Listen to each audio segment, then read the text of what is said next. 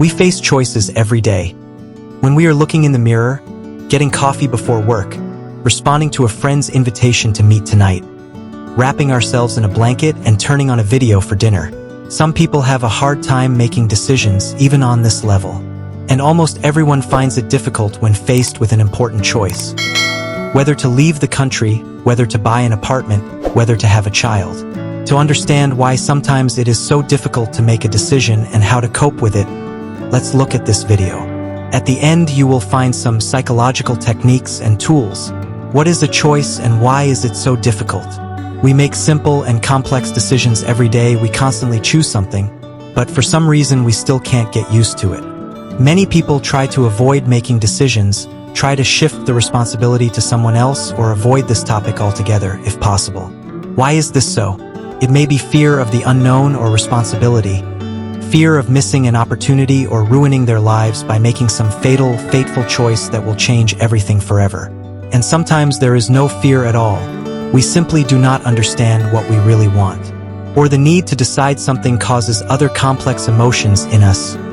Guilt or shame, for example, when our choice may harm another person. And then we seem to want to break up with our partner, but an accusing voice sounds in our head. But he's so good. He loves you so much. He'll be in so much pain. Are you sure? And our confidence immediately diminishes. I wish everything would just work itself out somehow. People with high anxiety are often faced with choice paralysis. They try to calculate all possible options, diving deep into each one, and can't make a decision. What can indecisiveness even speak of? What to do if you come to a cafe and get lost? You seem to want to drink both tea and coffee. Or more difficult, you dream of having a child, but you cannot forgive yourself if you miss a good opportunity for a career breakthrough? The reasons for such indecision are most often that a person tries to find the right solution, but it is impossible. Whatever he or she chooses, any outcome can be looked at from both positive and negative sides. It seems reasonable to me to get away from the idea that there should be a judgment on a choice. It's not bad or good, it is what it is. Once a decision is made, your psyche will likely seek to reduce the cognitive dissonance caused by worrying about the rightness of the decision. You will unconsciously look for confirmation that you made the right decision, and you will most likely find it. Emotions versus logic. At first glance, it may seem that making a decision is not so difficult. You just need to weigh the pros and cons, and then realize which option has more pros and less cons. Many of us have probably experienced the feeling of what's there to decide. When a friend tells us about the agony of making a choice. A friend says her mother tries to control her in everything and comes to visit without asking, to tell her how bad her daughter is at housekeeping and rearrange all the pots in the kitchen cabinets. You should talk to her about personal boundaries and, I think, take away the keys. We say the first thing that comes to mind. But it's not that simple. The friend feels guilty because mom cares and shows so much love. So how can I push her away? Tasks that don't trigger our strong emotions do look simple. We plug in rational thinking and evaluate the facts. This is less often the case with desires that affect our own interests. At the same time, we cannot say that emotions get in the way. According to the study, people with damage to the areas of the brain responsible for emotions have particular difficulties with decision-making. Portuguese-American neuroscientist Antonio Damasio, for example, shared the story of his patient named Elliot. After surgery, he stopped feeling emotions about some phenomena and things that used to be important to him. The man retained his intelligence, learning ability, and memory, but he could, for example, spend all day thinking about how to sort documents by size, date, or other parameters. In the end, he did make a decision, but he spent a huge amount of time and energy on it. Antonio explained that our emotions are a reflection of a lifetime of experience, which we use to make decisions. Having lost the opportunity to use it, Elliot faced a problem. Any choice became a real challenge for him. There is an opinion. A decision made on emotion is almost never the right one. Many of us have heard something like, take your time, think about it, or, are you sure you should do this? What if you regret it later? Are emotional decisions really dangerous? Being at an emotional peak, people do tend to do things that they would not do in a calm state. And for different reasons, either they would not want to do it in general or they would want to do it but lack determination. On the one hand, The peak of positive emotions can give self-confidence and favor, for example, bright presentation during self-presentation. On the other hand, it is precisely on such states most often count on fraudsters and manipulators. The goal of any manipulation is to get what they want, not by acting directly, but by leading people into emotions to confuse them and substitute goals. It is important to emphasize that we tend to make decisions we may regret not only when we are scared, confused, angry, or guilty. Joyful exhilaration, inspiration, and excitement can also disorient us. One is positively motivated, critical thinking is somewhat dissipated. At this point, it is very easy for us to rely on a carefree everything will be fine to make, for example, an impulsive purchase. What prevents me from making a choice? Difficulties with decision-making can be based on very different things. We have tried to highlight the most common reasons. 1. Not understanding your needs. Remember the joke about the mom calling her son home? He asks, "Am I hungry?" And she replies, "No, you're cold." It's not that this is actually a highly exaggerated situation for the sake of humor, but a very realistic scenario. In reality, it might look like this. A baby is crying because he's bored and wants attention, and the parents think he's hungry and rush to the baby with a bottle. He seems to want other things, but actually, food is fine too. Many of our adult choices are driven by meeting needs for companionship, self-actualization, safety. But how do you do them when you don't realize if you're lonely or bored right now? 2. Weak contact with your desires. All the roots are again in childhood. A child goes to the soccer section because you want to be strong like daddy, right? And sports are useful and interesting. He would like to learn to play the guitar, but he accepts his parents' decision. They probably wish him well and know better. He may have even tried to talk to his mom about it, but heard back something like, "Don't make it up, you go once and you'll change your mind," or, "I'm not driving you to the other side of town." Heard it many times on different issues, and so learned to believe that his wishes do not matter. Let's explore this issue from a psychological perspective. Hyperprotective parents deprive the child of the ability to make choices on his own. Growing up, such a person simply does not have this skill in his arsenal. This is not a judgment. The skill can and should be developed.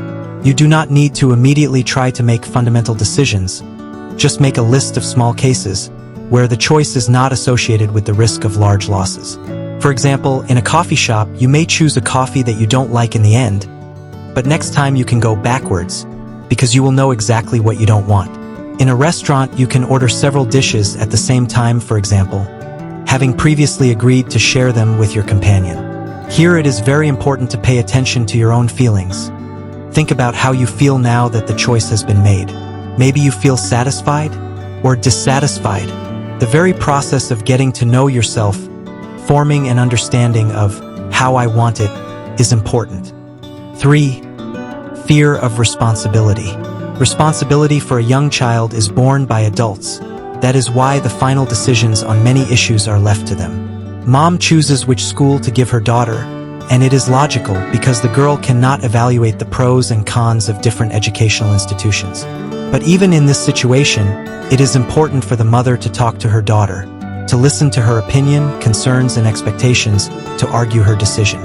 And the same weight should be the opinion of the child on less serious issues, for example, on the place of birthday celebrations, a joint walk on the weekend, or the color of the bike. Because this girl will grow up to be a woman, which decision-making skills in life will be very useful. Children who have had adults decide everything for them may grow up to be indecisive because they are used to relying on others. 4. Fear of the unknown. Being used to a comfort zone, we often feel frustrated in anticipation of any change, even a very desirable and positive one. We tend to choose the familiar, the understandable, the habitual, even if sometimes it seems joyless and burdensome. For example, a person wants to change jobs. He works for a long time on his resume, takes consultations, writes cover letters, and goes to interviews. But at the moment when he gets the desired offer, suddenly begins to doubt. What if there is a bad team, or the boss is an arrogant, and it is not so convenient to get there again? Of course, now I sometimes get delayed wages and no month is without penalties, but who says that in a new place will not be the same? Or even worse. And now the existing job seems to be a safe harbor, and and a potential new one, a turbulent maelstrom of uncertainty and fear of a vague future. 5. Fear of making a mistake. This fear can be formed in childhood if the parents punish the child for any mistake. Let's consider this in more detail. Fear of making decisions because of the fear of making a mistake can have various roots. As a rule, it is a negative experience in the past, frequent criticism, comparison with others, the desire to meet the expectations of parents or teachers, hyperpedagogical upbringing. All of this leads to unstable self-esteem and a tendency toward perfectionism. The fear of making the wrong choice can cause not only fear and anxiety, but also an unwillingness to feel guilty. Here we may be talking about intolerance of a number of feelings. Therefore, it makes sense to investigate what kind of internal discomfort we most often avoid and try to analyze it. Try to understand whether we cannot fall into despondency, but take responsibility for our choices, whatever they may be, and accept the course of things as they are. To overcome the fear of making decisions, it's important to realize that mistakes are an integral part of everyone's life. Think about whether you know at least one person who has never made a mistake. Or imagine that you yourself will never make a mistake again. Would you have room to grow and develop? Can you guarantee that you will not later evaluate the decision not to make any decision as a mistake? It also makes sense to analyze whether you will catastrophize a possible mistake. What is the worst thing that could happen if it is made? What will you do a day, a month, a year after this situation? How might your life change? Mistakes are experiences that contribute to personal growth. In order to reduce the fear of making decisions, it is helpful to develop decision-making skills. This may include analyzing all possible options, making a list of pros and cons, and making a temporary decision for further adjustment. It is also important to explore our own feelings and sensations that illuminate our needs, goals, and values. Don't go after your own interest or anxiety. Let go of the idea that the grass is greener somewhere. Look at what you already have here and now. By the way, bodily sensations can help you in this matter. Pay attention to what your body is saying. 6. Attitudes and cognitive distortions. Some of our beliefs can be relatively innocent. For example, I try to eat right. That said, it can also complicate decision-making. For example, a person can't decide between a salad and steamed chicken because they really want a burger. Others are more serious. A woman my age should be married by now, and in reality, she may not want it at all, but is trying to find the one, and feeling guilty that it's not working out. 7. The habit of focusing on flaws. The selection process can be complicated by the fact that none of the options seem satisfactory enough. One apartment is bright and spacious but is in a terrible neighborhood. The second is ideally located and well-developed, but the parents are too far away. The third is in the house next door to them, but the layout is unfortunate. A person cannot make a choice because first of all thinks about what he will lose or what hardships he will have to put up with. No wonder that none of the options does not arouse enthusiasm. FOMO. The acronym FOMO stands for fear of missing out. Fear of missing out. It is usually described as an acute sense that other people are living fuller, brighter, more interesting and fulfilling lives. But making decisions, FOMO also gets in the way. Should I go to the movies, visit a friend, or go to a party? Or maybe stay home? And then the movie will stop showing in theaters. My friends will have fun without me. My favorite DJ will never come to my city again, or I will spend the whole evening thinking how great it would be now to lie under a blanket with a book. 8.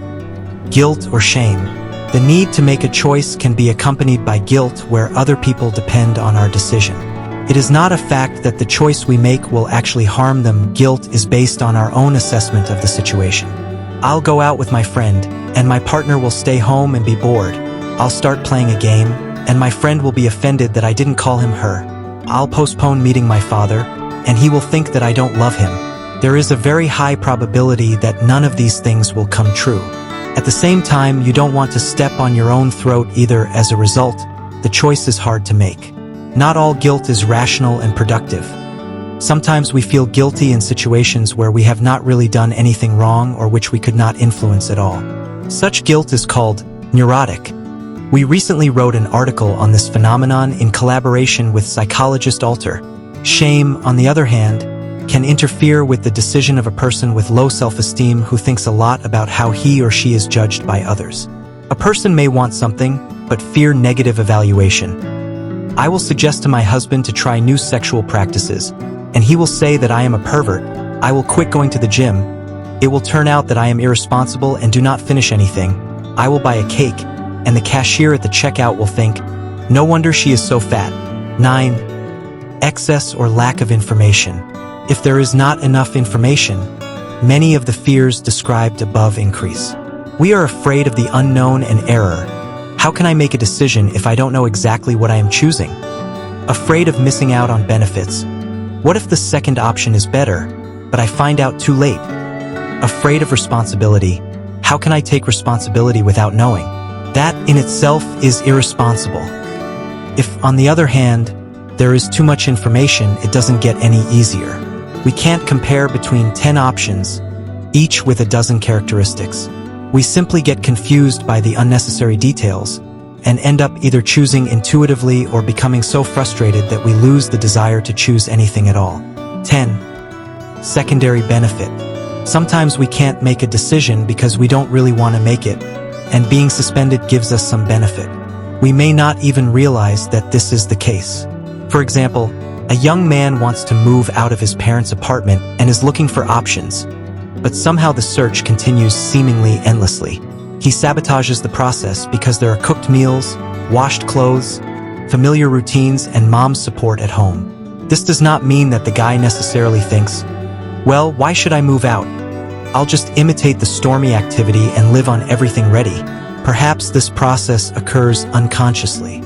How to choose if you can't choose.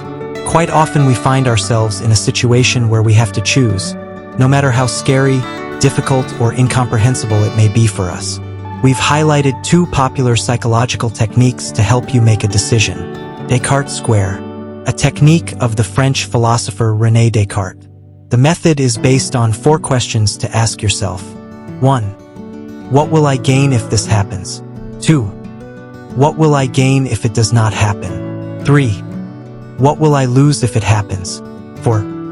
What will I lose if this does not happen? Answer all the questions in writing and then analyze the answers. Using this technique, you may find out that, for example, many of our fears are unfounded, or discover that the disadvantages of an option that at first glance seemed calmer and more predictable clearly outweigh the pros. To be more effective, answer the questions in 2 time frames, short-term and long-term. Matrix of options. To use this technique, you will need to make a table. Let's assume that you want to change jobs. You have the company you are currently working for and 2 to choose from. These are the 3 columns of the table. You also have criteria by which you will evaluate each place. These are the rows of the table.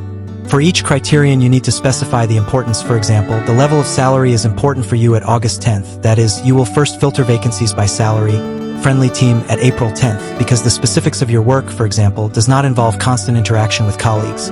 The remoteness of the office from home at May 10th, and so on. Then all you have to do is evaluate each company according to the criteria you've chosen, and see which of the options actually aligns best with your values. Refusing to make a choice is also a choice.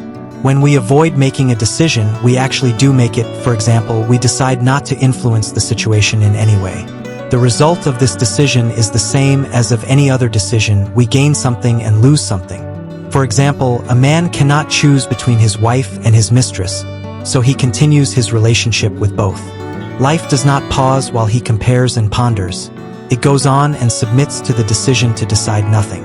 Thus, a man gives up honesty and a quiet life with one partner, or from breaking up with both women and being able to immerse himself. Right or wrong, this choice becomes when it correlates with a man's values. And as a rule, in most life situations, we have more than 2 choices. On the one hand, this means that things are a bit more complicated, but at the same time, we actually have more freedom.